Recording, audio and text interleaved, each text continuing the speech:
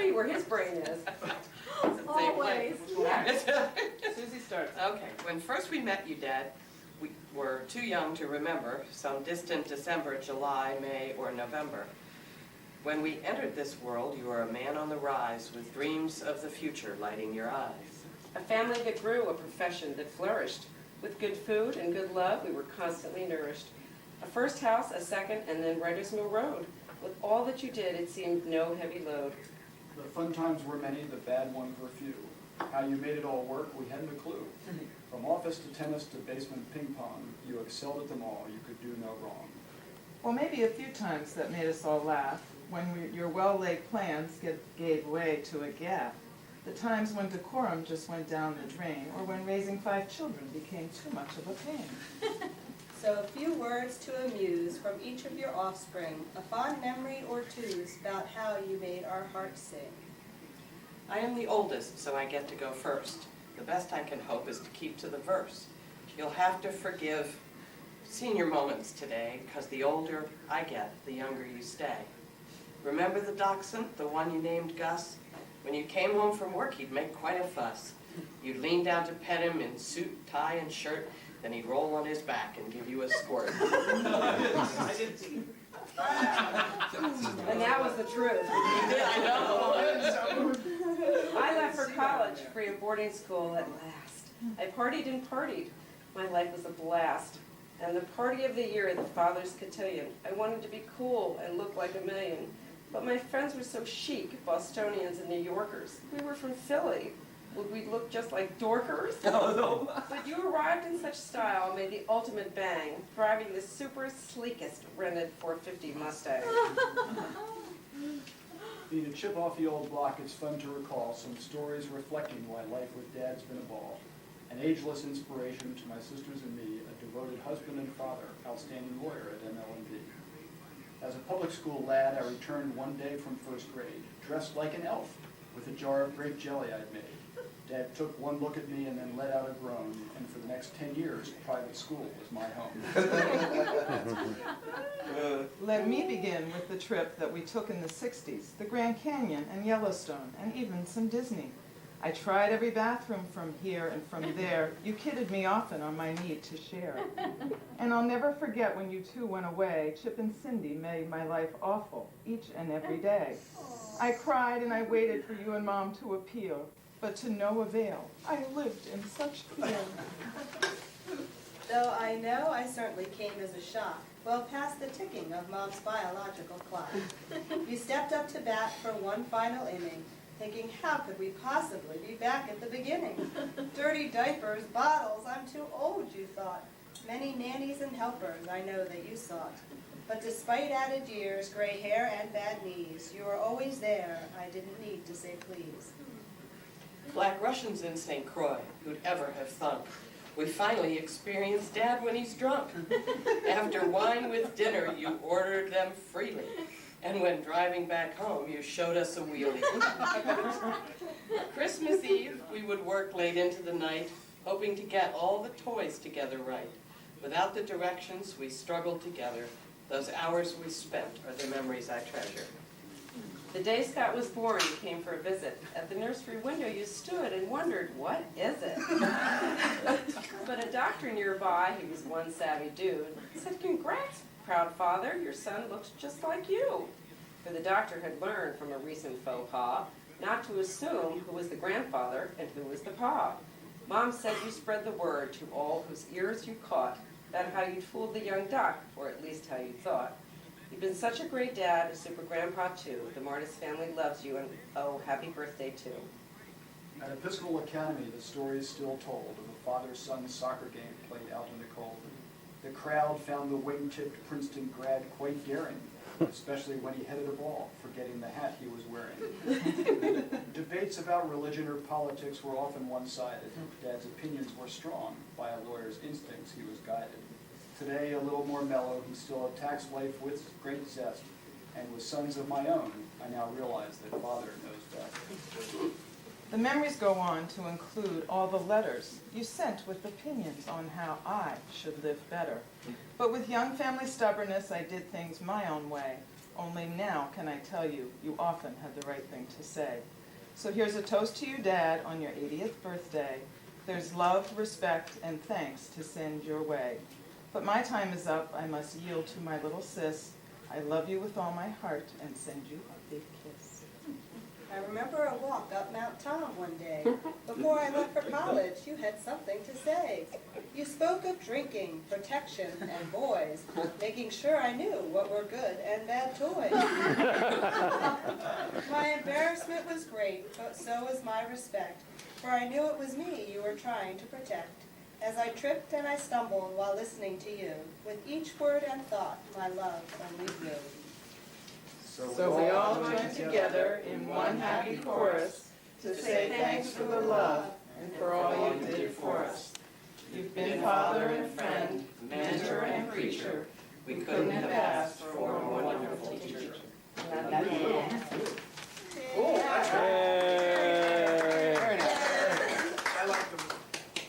like the weenie dog. Of course you do. All the time. That was the start of Dad's love. From one weenie Yeah, to I know. another. That was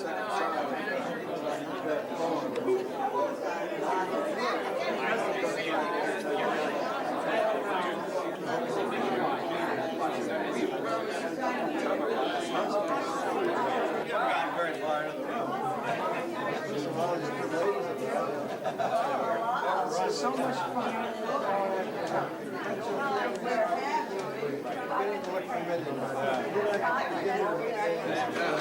little better now. Yes, I did. Have you beer? I hit the cola a couple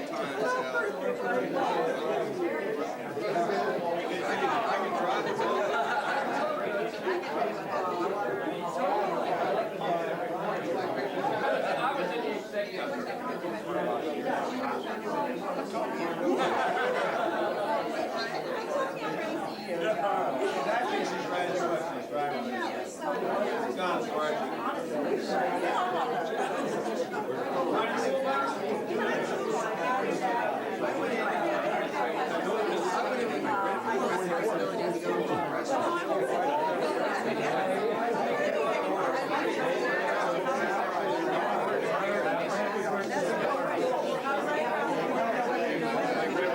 When we first met you, Dad, we were too young to remember some distant December, July, May, or November. When we entered this world, we were a man on the rise, with dreams of the future lighting your eyes. A family that grew, a profession that flourished. With good food, good love, we were constantly nourished. A first house, a second, and then Writers Mill Road. With all that you did, it seemed no heavy load. The fun times were many, the bad ones were few. How you made it all work, we hadn't a clue. From office to tennis to basement ping pong, you excelled at them all. You could do no wrong. Well, maybe a few times that made us all laugh, when your well-laid plans gave way to a gap. The times when decorum just went down the drain, or when raising 5 children became too much of a pain. So a few words to amuse from each of your offspring, a fond memory or two's about how you made our hearts sing. I'm the oldest, so I get to go first. The best that I hope is to keep to the verse. You'll have to forgive senior moments today, because the older I get, the younger you stay. Remember the dachshund, the one you named Gus? When you came home from work, he'd make quite a fuss. You'd lean down to pet him in suit, tie, and shirt, then he'd roll on his back and give you a skirt. I left for college, free of boarding school at last. I partied and partied, my life was a blast. And the party of the year, the Father's Cotillion, I wanted to be cool and look like a million. But my friends were so chic, Bostonians and New Yorkers. We were from Philly, would we look just like dorkers? But you arrived in such style, made the ultimate bang, driving the superest, sleekest rented 450 Mustang.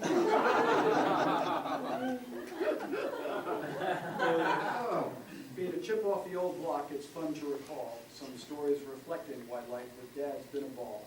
An ageless inspiration to my sisters and me, devoted husband and father, outstanding lawyer at MLMB. As a public school lad, I returned one day from first grade, dressed like an elf, with a jar of grape jelly I'd made. Dad took one look at me and then let out a groan, and for the next 10 years, private school was my home. Let me begin with the trip that we took in the 60s, the Grand Canyon and Yellowstone, and even some Disney. I tried every bathroom from here and from there. You kidded me often on my need to share. And I'll never forget when you two went away. Chip and Cindy made my life awful each and every day. I cried and I waited for you and Mom to appear, but to no avail. I lived in such fear. Though I know I certainly came as a shock, well past the ticking of Mom's biological clock. You stepped up to bat for one final inning, thinking how could we possibly be back at the beginning? Dirty diapers, bottles, I'm too old, you thought. Many nannies and helpers I know that you sought. But despite added years, gray hairs, and bad knees, you were always there. I didn't need to say please. Black Russians in St. Croix, whoever would have thought? We finally experienced Dad when he's drunk. After wine with dinner, you ordered them freely, but driving back home, you showed us a wheel.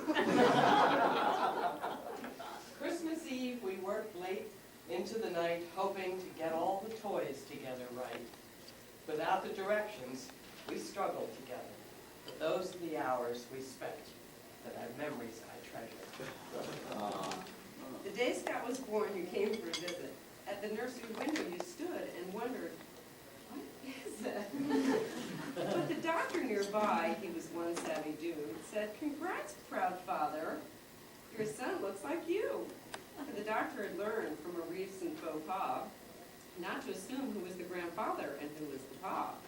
Mom said you spread the story to all whose tears you caught about how you'd fooled the doctor, or at least so you thought. You've been such a great dad, a super grandpa too. The Morris family loves you, and happy birthday. At Episcopal Academy, the story is still told of a father-son soccer game played out in the cold. The crowd found the wing-tipped Princeton grad quite daring, especially when he headed the ball, forgetting the hat he was wearing. Debates about religion or politics were often one-sided. Dad's opinions were strong. By a lawyer's instincts, he was guided. Today, a little more mellow, he still attacks life with zest. And with sons of my own, I now realize that father knows best. The memories go on to include all the letters you sent with opinions on how I should live better. But with young family stubbornness, I did things my own way. But now, can I tell you, you often had the right thing to say. So here's a toast to your dad on your 80th birthday. There's love, respect, and thanks to send your way. My time is up. I must yield to my little sis. I love you with all my heart, and I send you a kiss. I remember a walk up Mount Tom one day. Before I left for college, you had something to say. You spoke of drinking, protection, and of course about boys, making sure I knew what were good and bad toys. My embarrassment was great, but so was my respect, for I knew it was me you were trying to protect. As I tripped and stumbled while listening to you, with each word and thought, my love only grew.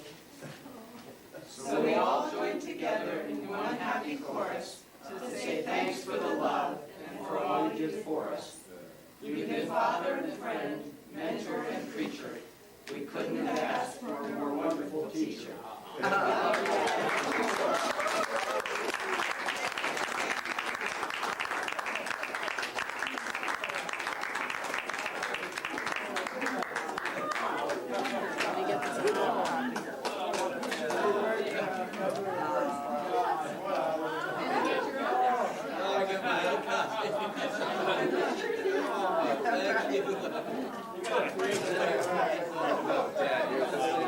The family can tell I've been enormously blessed by absolutely fantastic family.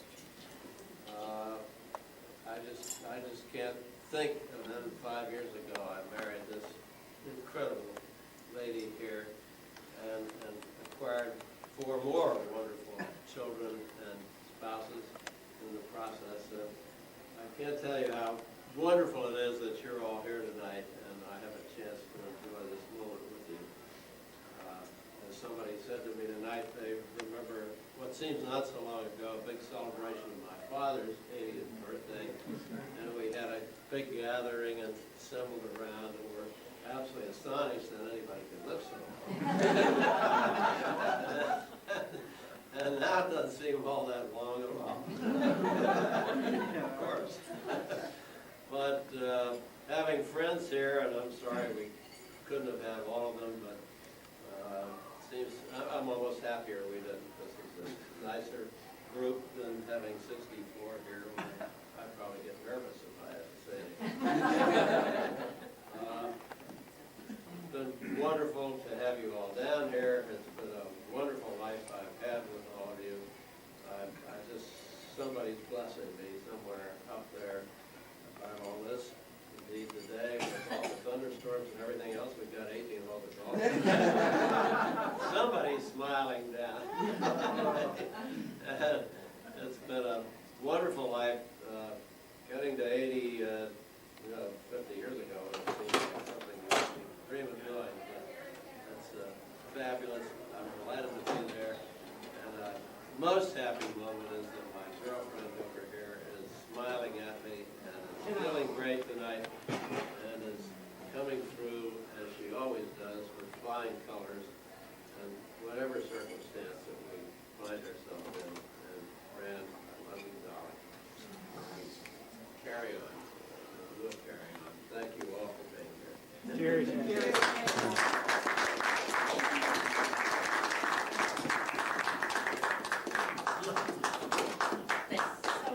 I'm gonna be able to do it, but you give me a call to go after. And I'll not make this out, but from the bottom of my heart, I think you're the reason my mother's alive today. And I want to thank you for that. Going to be alive for a long time. As we did, but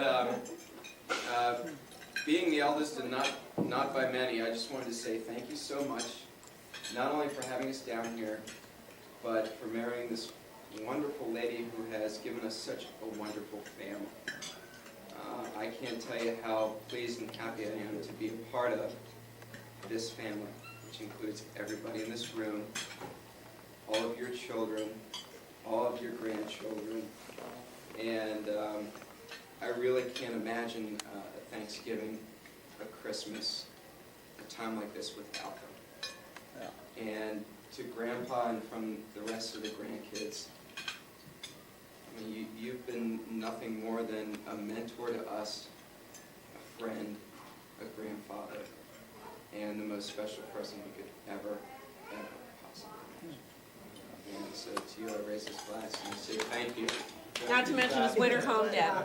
And especially your house when you, thank you, Fran, for having a house down in Florida. And Becky and I to stay at grandfather's while you're gone. Appreciate it, but thank you. Love you. I know that I never speak in public. Never. But I have to. I'm also the youngest daughter. I'm only 5. The only daughter. It has been such an honor getting to know you. It also has restored my faith in lawyers.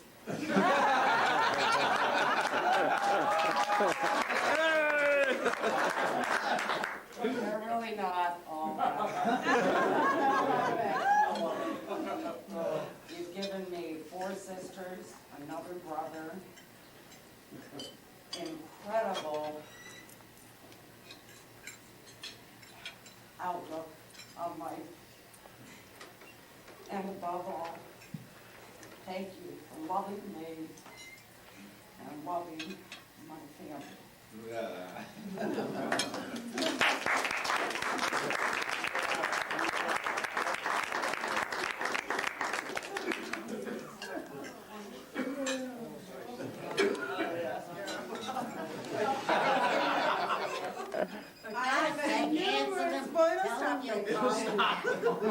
have numerous stories of what I can say of loving you, Grandpa, from going to the Four Seasons for lunch with you when I was 6 years old and not understanding how you knew everybody in the restaurant. And everybody came up and said, "Oh, Bob, this is your granddaughter." Couldn't fathom how you knew everybody in the town of Philadelphia, to coming in for my father-daughter dinner dance when my dad couldn't be there, and being my dad, and dancing with me even though I knew your knees hurt. You danced right away with me and made it through the entire evening, to the times that I find that I tell my friends and my family that I'm going to visit my grandparents in Florida, and they look and say, "Oh, you're going to visit your grandpa? Oh, that would be fun." Or in the Cape or something like that. Ooh, wow. And I say, "No, you don't understand my grandparents. You don't really see how they are." And forever Ryan and I will remember going to the Cape, and then it's around 11:30, and we show up after having driven there, and you two are out on the porch, and Fran, you look at us and you said, "Let's have a martini." And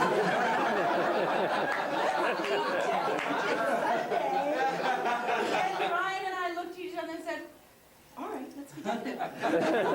Why not? And so every time I explain to my friends that I go to visit my grandparents, it's going to visit two wonderful friends, because it's a treat, and it's enjoyment, it's entertainment, it's everything you could ever dream of. So I love you both, and you're an inspiration to all of us young folk who could only dream of being as half in shape as you guys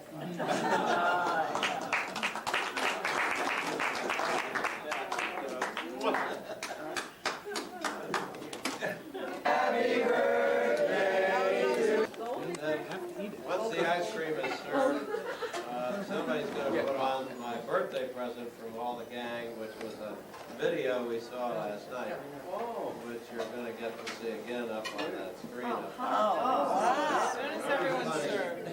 It's great. Shows all kinds of acting talents in the family, which I never thought we had. We don't. We're not there. Still don't. But anyway, Cindy, you're responsible for that. No, Frank's responsible. Frank, get off the video. Up to you. Off the camera. Okay, all right, they had Toastmasters. So I had to write this down, and then I'll have to read the goddamn thing. I mean, ostensibly, this should be a toast to our venerable host, who is, look at it, I mean, he's anything but venerable.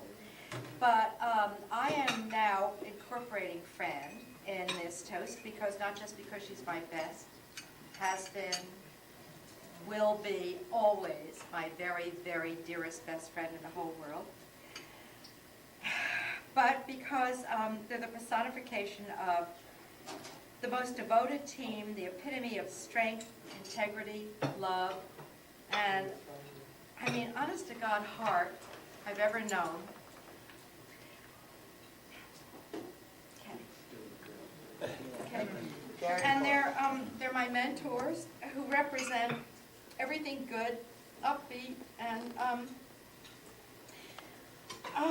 in this divisive, quirky old world, they've been the strength, love, and absolutely they rise above the most incredible bête noire that they've been handed. And Bob and Fran, I know that I speak for hundreds and hundreds and hundreds of friends who adore you and idolize you and love you both forever and ever. And I just thank God I've had the opportunity to be part of your lives. And I feel like an absolute jerk, but it should have been better than this.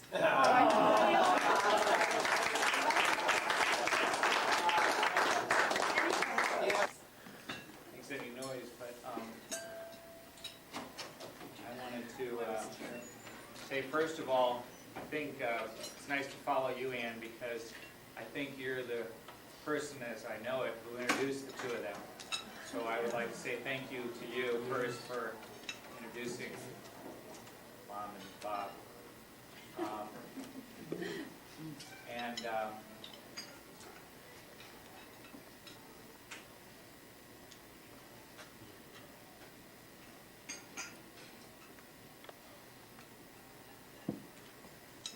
Brace up.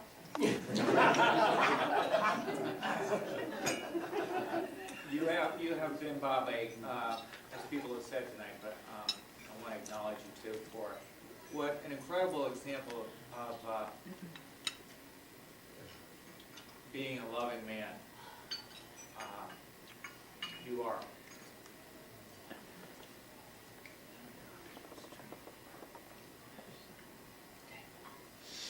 Anyway, I am very appreciative of all you've given to Mom and to all of us, and for the example that you have been.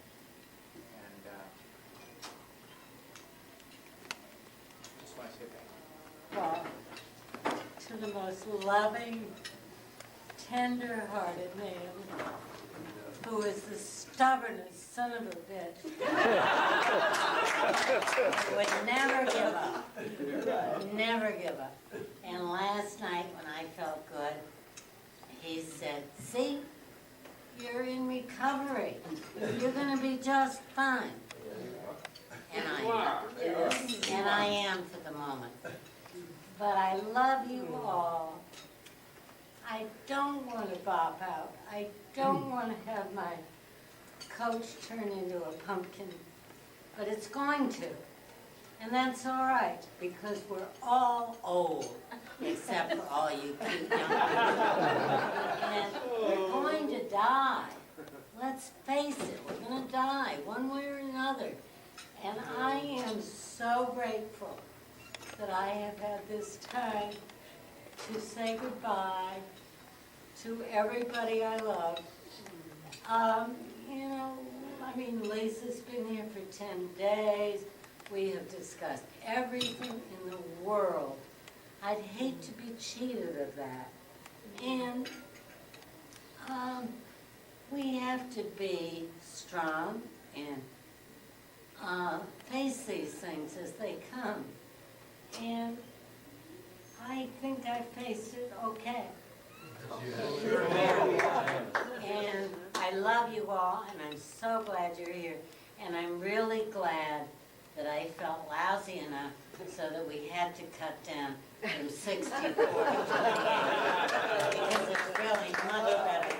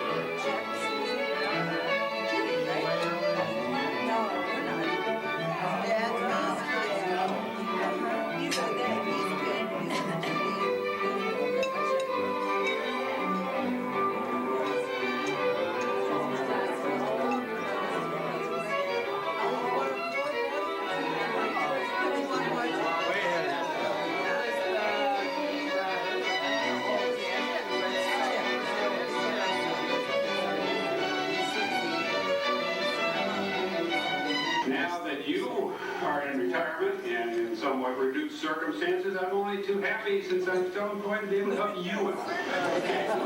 Things like free subscriptions to Archaeology Magazine, Archaeology T-shirts, all the things which I'm sure you Here's to you, and by the way, Betsy and I want to thank you from the bottom of our hearts for allowing us to stay in your beautiful home. And right at home, the drinks are cold and fruitful, and we appreciate it. Happy birthday. That's the one I'm talking about.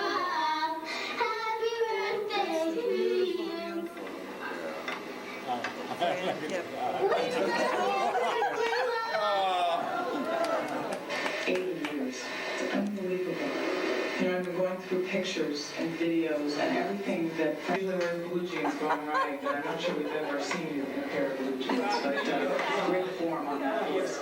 But it also even put this one forward. You know, we were a couple of hot numbers here, fashion plates in the ski world. But I think that was when we were in Aspen, or Snowmass, I guess, one year. We had a lot of fun there. Took some great trips together. And then there's Dad, the avid golfer. We all know you and your golf. Here you are, I think, with a broken Achilles heel out there golfing already.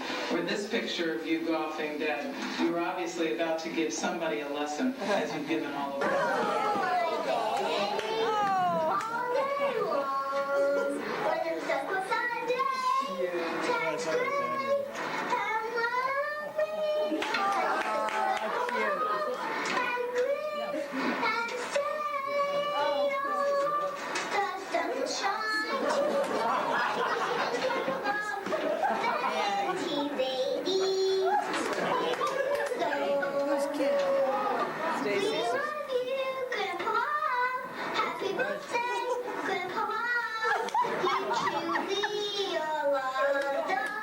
Including the likes of Isaac Bruce, who made the Super Bowl touchdown-winning catch in the fourth quarter. And I know you made a number of outstanding decisions and outstanding contributions to organizations such as Independence Blue Cross. Fred DeBono, I know, has said many times, you've been a great team man and done a great job of providing great support and leadership to the entire organization. And I really wish I could be there in person to shake your hand and say congratulations. You've been a tremendous example to all those that you've come in contact with, and thanks for being on our team. Happy birthday, Pop.